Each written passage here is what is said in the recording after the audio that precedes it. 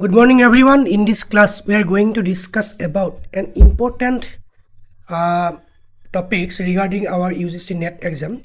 This is the national and international, that is global and national environmental policies and regulations. Okay. The whole class is divided into three parts. Part 1 is focusing on the global awakening, that is global schemes and initiatives regarding our environmental protection. Then part 2, the international rule book. Then part 3, India's perspective. Okay, India's blueprint for action, that is India's schemes and plannings for environmental protections. Okay. Now, first of all, the global awakening, the birth of global environmental consciousness. Stockholm Conference, it was founded in 1972. The key fact is that the very first global conference, this was the very first global conference on the environment.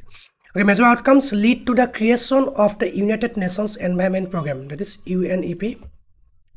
Secondly, Brundtland Commission, established in 1987. Key fact, introduced the core concept of sustainable development.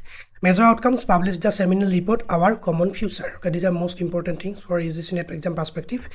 Okay, concept of sustainable development was come out as an outcome from the Brundtland Commission in 1987, and Our Common Future is a seminal report of Brundtland Commission. Then thirdly, Rio Earth Summit, UNCED, 1992, a pivotal summit that produced a comprehensive blueprint for action. Key outcomes are Agenda 21, a non-binding action plan for sustainable development. Rio Declaration, 27 guiding principles. Established the UNFCCC for climate change and CBD for biodiversity. Then from foundational principles to binding rules, global ideas.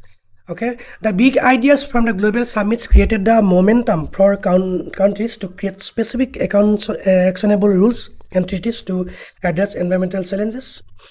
Okay, this and international agreements create specific and actionable rules and treaties to address environmental problems and crucial challenges. Okay, part 2, international rule book. Okay, protecting the ozone layer. International Vienna Convention came in 1985. Objective is that to establish a framework for the protection of the ozone layer. Significance, a non-binding framework convention that set the stage for specific action.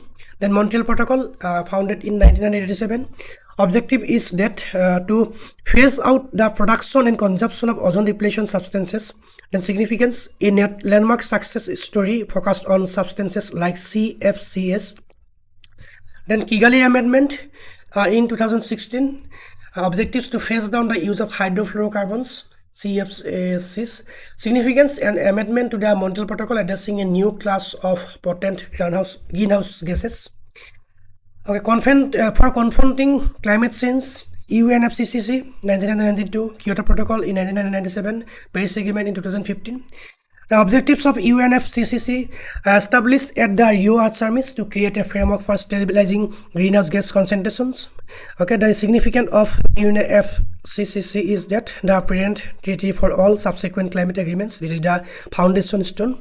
Then Kyoto Protocol, founded in 1997. Objective was to set legally binding emission reduction targets for developed countries. Significance, introduced flexible market mechanisms like carbon trading. Then Paris Agreement, founded in 2015. Objectives was to limit global warming to well below 2 degrees Celsius, preferably to 1.5 degrees Celsius compared to pre-industrial levels. Significance of Paris Agreement applies to all countries with nationally determined contributions, that is NDCs, national determined contributions.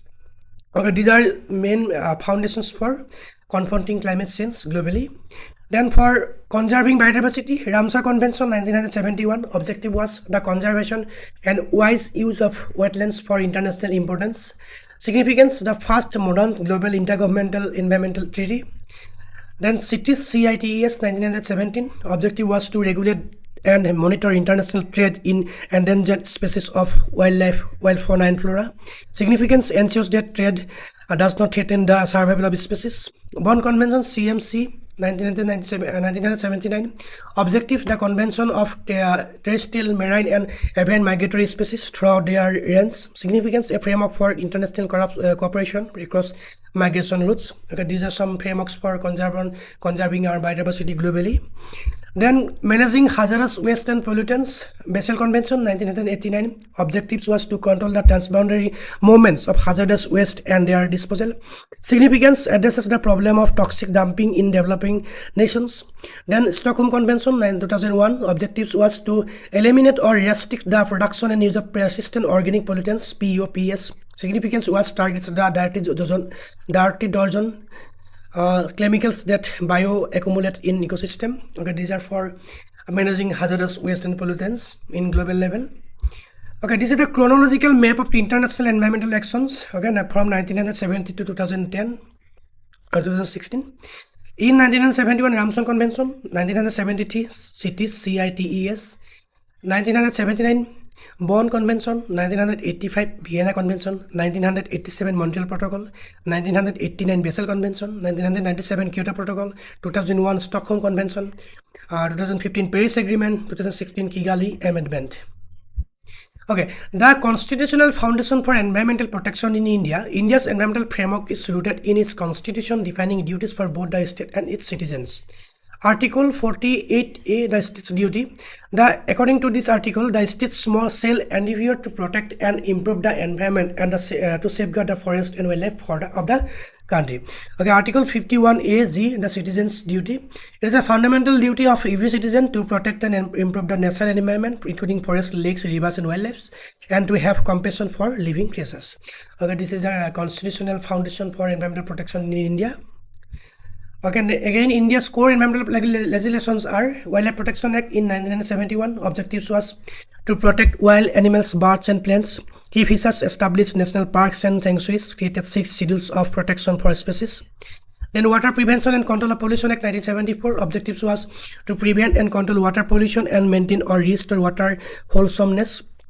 Key features lead to the creation of the Central and State Pollution Control Board, CPCB, SPCB. Okay, Central Pollution Control Board and State Pollution Control Board. Then Forest Conservation Act in 1980. Objective was to provide for the conservation of forest and related matters. Key features are restricts the de-reservation and use of forest land for any non-forest purposes. Okay, these are some India's core environmental legislation from 1972 to 1980. Then India's core environmental legislation, again 1981 to 2002. Air Prevention and Control of Pollution Act in 1981. Objectives was to prevent, control, and able air pollution. Key features: noise was added as an air pollutant through an amendment in 1987. Environment Protection Act in 1986. Objectives was to provide for the protection and improvement of the environment. Key features: an umbrella legislation enacted after the Bhopal gas tragedy, empowering the central government to coordinate governmental action. Biological Diversity Act 2002. Objectives to address conservation, sustainable use, and equitable benefit sharing of biological resources. Key features: aligns with objectives of the International Convention on Biological Diversity (CBD). These are some core environmental legislation between 1981 to 2002.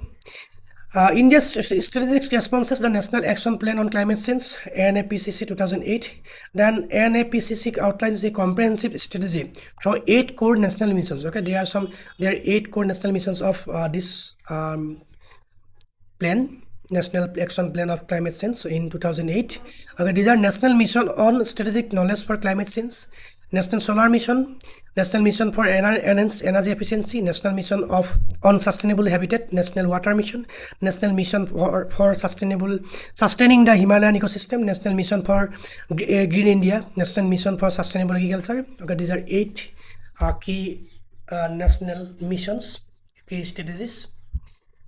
Okay, that's all for today. If you have any doubt or inquiry, just let me know in the comment section. Thanks for watching. Thank you.